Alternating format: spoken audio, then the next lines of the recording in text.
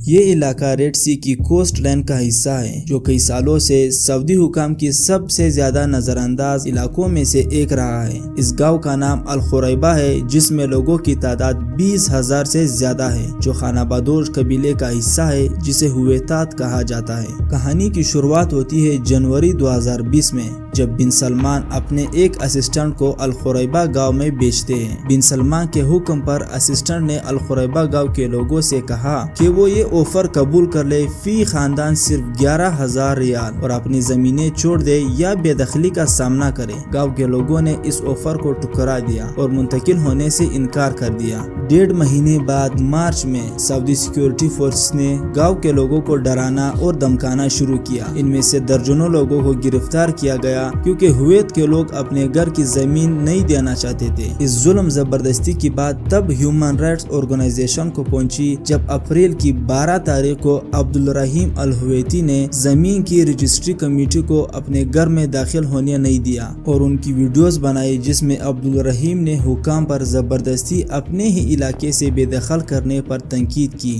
أنا ضد الترحيل، ما أبغى رحل، أبغى ديرتي، لو خيرتها تدفع له 100 مليون في ديرته والله ما راح يقبل۔ اور ویڈیو کو یوٹیوب پر اپلوڈ کیا۔ دیکھتے ہی دیکھتے اس کی ویڈیو کو لاکھوں لوگوں نے دیکھا۔ پھر ہونا کیا تھا کہ اگلے ہی دن صبح کے 5:40 پر اسپیشل فورسز نے ان کے گھر پر بھاری ہتھیار سے حملہ کیا جس سے وہ ہلاک ہو گیا۔ سعودی پولیس نے الزام لگایا کہ عبدالرحیم نے اسپیشل فورسز پر گولیاں چلانا شروع کی جس پر عبدالرحیم کو جان گنوانی پڑی۔ عبدالرحیم کی لاش کو سعودی سیکیورٹی فورسز نے 1 ہفتے تک اپنے پاس رکھا۔ پھر جب میڈیا کا دباؤ بڑھنے لگا تو عبدالرحیم کی لاش کو ان کے اہل خانہ کے حوالے کر دی گئی۔ 2 اکتوبر 2022 میں ہیومن رائٹس آرگنائزیشن نے رپورٹ کیا کہ ان 3 بندوں نے سوشل میڈیا پر دی لائن سٹی پر تنقید کی تھی جس پر سعودی اسپیشلائزڈ کرمنل کورٹ نے موت کی سزا سنا دی۔ کچھ رپورٹس کے مطابق 2022 میں سعودی اسپیشلائزڈ کرمنل کورٹ نے 122 پھانسیاں دی جو گزشتہ 2 سالوں سے زیادہ ہے۔ صرف مارچ 2022 میں 104 قیدیوں کو پھانسی دی گئی جن میں سے ایک ہی دن میں 81 شامل تھے۔ یہ سب الخریبہ گاؤں کے ہی لوگ تھے جنہوں نے اپنے حق میں احتجاج کیا اور دی لائن سٹی پر تنقید کی۔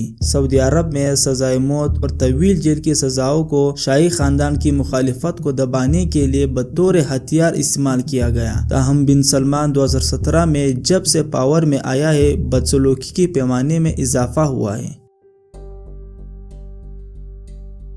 ہم اگر چائنا کے 3 گورجس ڈیم کی بات کریں جو اب تک کا سب سے بڑا ڈیم ہے جس کو بنانے میں 40,000 سے زائد ورکرز کی آرمی لگائی گئی تھی اور اس ڈیم کی کنسٹرکشن مکمل ہونے میں 17 سال لگے تھے۔ اس کی ہائٹ 181 میٹر اور لینتھ 2300 میٹر ہے۔ یہ پروجیکٹ دی لائن سٹی کی کمپیریزن میں بہت چھوٹا پروجیکٹ ہے۔ دی لائن سٹی کی 500 میٹرز ہائٹ کو آسانی سے سمجھنے کے لیے ہمیں اسکائی اسکریپر کو دیکھنا پڑے گا۔ یہ ہے شنگھائی ورلڈ فائنینشل سینٹر۔ اس کی ہائٹ 492 میٹر ہے اور اس کی کنسٹرکشن کمپلیٹ ہونے میں 11 سال لگے تھے۔ اب سوچ کے بھی کتنا عجیب لگتا ہوگا نا کہ ایک ہی لائن کے دونوں سائڈوں پر 500 میٹر اونچی اسکائی اسکریپر میرر وال اور 170 کلومیٹر لانگ اور اس کے بیچ میں ایک خوبصورت اور فیوچرسٹک سٹی۔ پر ایکسپرٹس کا ماننا ہے دی لائن سٹی کا 2030 تک مکمل ہونا امپوسیبل ہے۔ اس میں کم از کم 50 سال تو لگیں گے۔